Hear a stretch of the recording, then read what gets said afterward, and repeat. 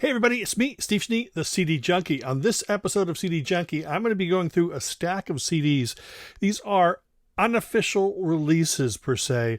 They are not actually out on the market, but some entrepreneur in some various countries have made these CDs available in very limited quantities. These are all new wave, synth pop, post-punk, that kind of thing. And they are all pretty obscure. These are things that the labels probably wouldn't really have thought of putting out, although I think all of these should be out officially. And if they ever do come out officially, I will get rid of these and I will move on and buy the official copy because I love this music so much. I'm a huge 80s fan. So we're going to dig into this stack of releases right now. We're going to start off with Blanket of Secrecy, probably in my top 10 favorite albums in 1982 and one of my favorite albums of the 80s. This is absolutely fantastic. It does have some bonus tracks there. Now, the band did go in and they remastered the tracks, and they are available digitally. You can download those from across many platforms. This is not the remastered version. This came out before the band actually remastered them, but it still sounds great, and it's very worth your while. Definitely pick it up. In some countries, it was released as Ears Have Walls. In other countries, it was released as Walls Have Ears. Fantastic mixture of synth pop and just straight ahead great pop music. Next on the stack is Bone Symphony. This came out in 1983. It's actually a mini album or EP, whatever you want to call it, and they added some bonus tracks on it.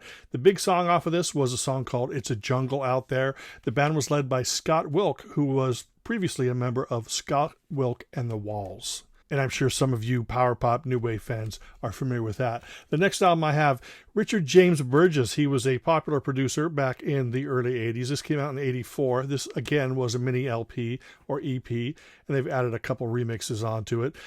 He was a producer for things like, I think, Spandau Ballet, and a lot of synth pop bands, and this was, synth dancey pop, and definitely worth checking out. Now, remember, everything I'm talking about here you could probably find on vinyl, but I'm just showing you because I have the CDs. Coconut Rough. This was a fantastic album, came out in 1984. They were from New Zealand. Great pop. If you like latter era split ends, maybe Time and Tide and Conflicting Emotions, that kind of sound, definitely one of the great overlooked albums of the 80s. They had a big hit with Sierra Leone, never came out on CD officially. Next on my list is Cook de Books. Now, this was a Liverpudlian band. One of the band members just recently died within the last few months. But this is their album, and it's pretty good new wavy pop. I think it might be too pop for some, but, nothing can ever be too pop for me. Now, here's a band from Australia, a band called Dear Enemy. This album came out in 1983. It's called Ransom Note. One of my favorite tracks of the 80s is on this album called Computer One. Now, there is a Dear Enemy best of that came out, but it has the original Australian mixes of some of the songs. Some of the songs, most definitely Computer One, were remixed for America, and this contains that American version that I'm so familiar with. But definitely, if you love Australian new wave, check out Dear Enemy. And one of the most overlooked, everything I guess that I'm talking about here I think is overlooked, Endgames. And this was a Scottish synth pop band. Had some funk in there, great melodies, very unique. They didn't sound like anybody else. And Building Beauty is a great album. Came out in 1983. And this CD also features their second album called Natural, which never came out in the U.S. That album sounds more like Simple Mindsy, it's more guitar oriented, but they are really a great band. Cannot believe that they are not fondly spoken of today. Endgames, definitely a band that you should check out. There's also a CD out by Endgames, which collects their singles. So this has like the 12-inch mixes or 7-inch mixes, B-sides, and on-album tracks. That's definitely a great little collection. Basically, all the tracks are from like 82, 83. And those singles there. They're really deserving of your attention if you're a synth pop fan. The next title in my pile is The Flaming Mussolinis. This is their first album. It's called Watching the Film. Came out in 1983. Somebody did the smart thing, and they actually did the album plus a bonus disc of B-sides and rarities. They're really creative in the unofficial market because they do know that the fans are craving all that bonus material. And this is more of a guitar-oriented post-punk band. Definitely check them out if you haven't. Another super obscure album is Glass Museum, the self-titled album from 1984. This is I don't want to say standard synth pop because, everybody's a little bit different. But if you love just new wave that's not quite commercial enough, but still a lot of great tunes, this is definitely something to check out. Surprised that this gentleman's albums have not officially come out. This is Peter Godwin. This contains both the Dance Emotions EP and the Correspondence album. The EP came out in 82. The album came out in 83. Of course, it's got Babies in the Mountains and, of course, my favorite Peter Godwin track, which is called Images of Heaven. That was produced by Midge Ure from Ultravox. And the next one is Hamby and the Dance. Now, of course, it could be Hamby and the Dance, but I don't speak proper English. And this is an album called Heartache. Great post-punk, great vocals, great chiming guitars, and a lot of great tunes on this. I'm surprised that this didn't take off. They did have quite a few singles. They were from Liverpool, and they did have quite a following, and definitely a great album. Now, why this isn't a great album, Hamby put out an album called Promises in 1987, and this is more typical of 1987 sort of dance synth pop. It does have some really good songs, and there's also a track produced by Mike Score from Flock of Seagulls on there, so it's definitely something to check out if you are a new wave fan such as me. Now here's an interesting one. This is a very sort of quirky album by a gentleman by the name of Trevor Harrion, and the album's called Beauty Life. Now he used to be in a band with Thomas Dolby back in the day, and this is his solo stuff, and it's very interesting because it's somewhere between commercial and quirky. There's a little bit of Japan in there, sort of the tin drum era, but it's a little more commercial than that and also a little quirkier. And this was his only release. It didn't do that well, and unfortunately he committed suicide, I believe, in 1988 or something. Now, some of you American new wave fans are going to be familiar with the Industry album. It's more sort of commercial 80s, but it has the song State of the Nation, which is an incredible, great 80s pop song. And this does have a bonus track on it, but I'm surprised they didn't put anything off of the previous EP. But maybe the previous EP, maybe all those songs were in the album, I don't remember. But this is worth it for State of the Nation alone. Another quirky artist, Philip Japp. This is a really quirky album, has a lot of great, quirky, weird, but awesome, great pop songs. I mean, definitely from the 80s, but, he wasn't operating within that sort of commercial 80s framework, so it is very unique. And like I said, a lot of really good songs on this album. Mummy Calls put out an album in 1986. They had a couple sort of minor radio hits on it. In LA on KROQ, they used to play the song Kiss Me a lot, not the Tin Tin Duffy one. This is Mummy Calls.